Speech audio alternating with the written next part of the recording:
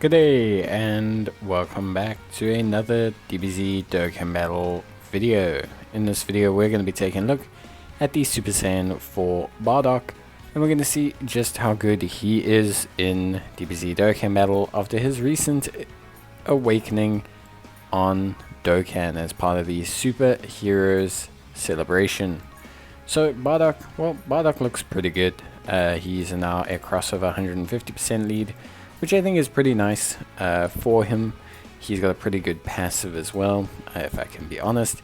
He has attack and defense of 200%, which is good, plus an additional attack and defense of 100% when there are 2 or more crossover category allies on the team. So not too restrictive, to have 2 allies is not too bad, especially considering the categories he's on.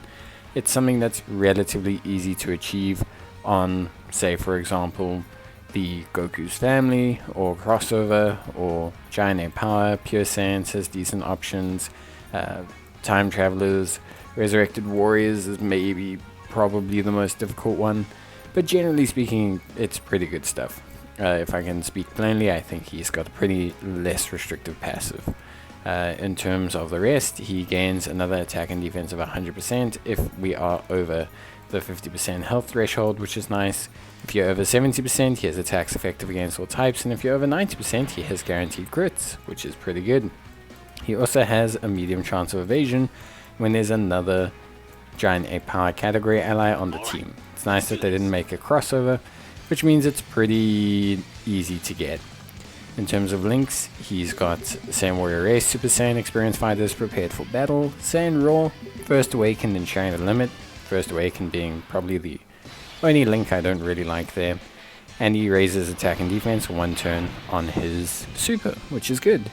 Here he has 201,000 defense, which is immediately pretty nice right off the bat. Now it doesn't really go up too much. It's not like he's got attack and defense on super, but he does have pretty nice stats. So that 201k, if you get a super attack, is going to raise to around 240, 250-ish, which is good.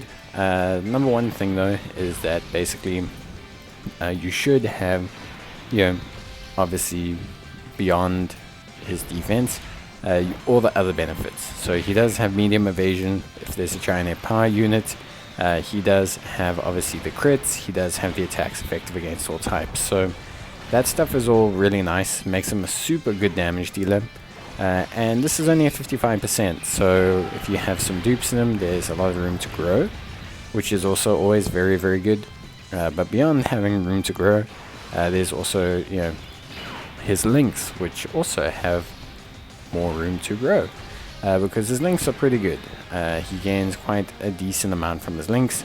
He gains 5% defense from Prepared for Battle, 10% from Saiyan Raw.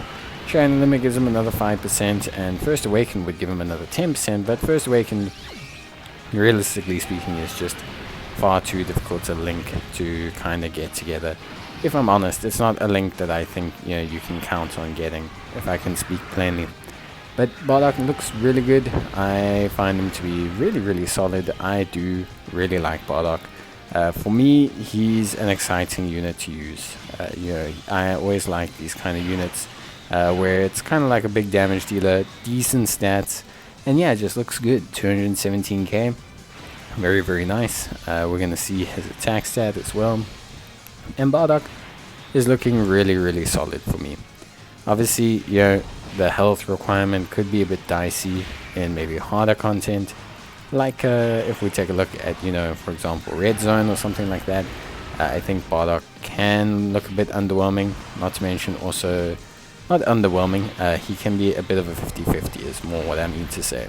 Not to mention, he also obviously loses some attack and defense below the 50% health threshold, which also can not be great. It's not always nice to lose stats, especially when you're lower on health. If they change that to something like gaining 100% when under the 50% health threshold, I think Bardock would have looked a bit cracked. So yeah, but overall, I don't know, I'm really happy with him. For me, I think Bardock's great. I think his awakening was really well done. He obviously can still easy A as well, if you really need him to. So yeah, I think overall Bardock looks really good, at least for me.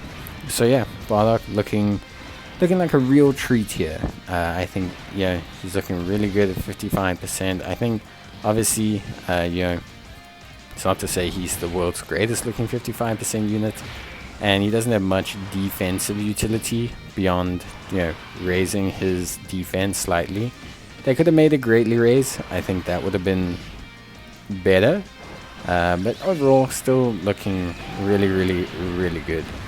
So for me, I would say on a scale of 1 to 10, I would give his Awakening a 7. I think he's great. I think his damage cannot be underestimated. I think, you know, you need to really use Bardock to understand his damage. Like those guaranteed crits, especially at the beginning of events, can be really something.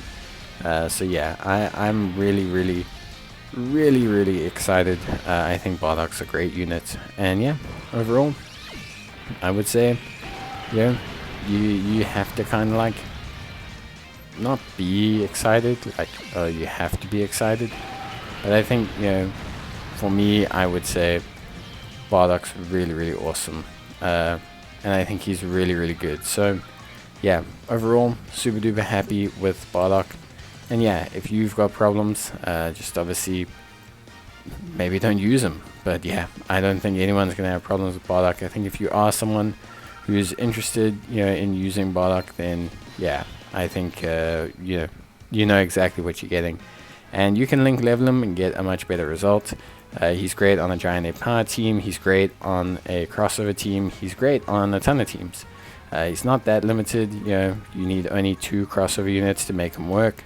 And he's got a ton of Goku's family options, and he's got a ton of, you know, like Dragon Ball Heroes options that can work on multiple categories of his. So yeah, Bardock, gonna give him really solid mark. Obviously, link wise, yeah, as discussed, links are a little bit dicey for Bardock. Not dicey in the sense that they're bad, but Bardock can have really good linking partners. But he can also, you know, not link too well. Clearly a Saiyan unit, definitely works incredibly well on great ape teams.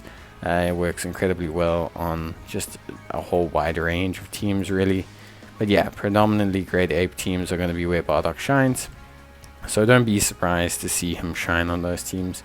Don't be surprised to see him really do well where he can get Saiyan Raw active, where he can get Prepared for Battle active. Super Saiyan also, you know, that's also going to really help. And yeah, just in general, he does have a really good link set, for me at least, personally speaking. So yeah, I'm super duper happy with his overall link set. I think he does a great job, and personally, I'm quite chuffed. Like, on a scale of 1 to 10, I think, like I said, 7 is where I'd stick him. But yeah, for me, he just looks really good. So yeah, for me, overall, gonna give the good old Bardock that A+ treatment. And I think, you know, Shattering the Limit's not bad either. Obviously, it's more a free-to-play link, but it's really not too bad. First Awaken's a bit hard to get, but yeah, that's probably his worst link, and the rest are great. So that's it for me. Let me know what you think, and I'll see you next time. Bye.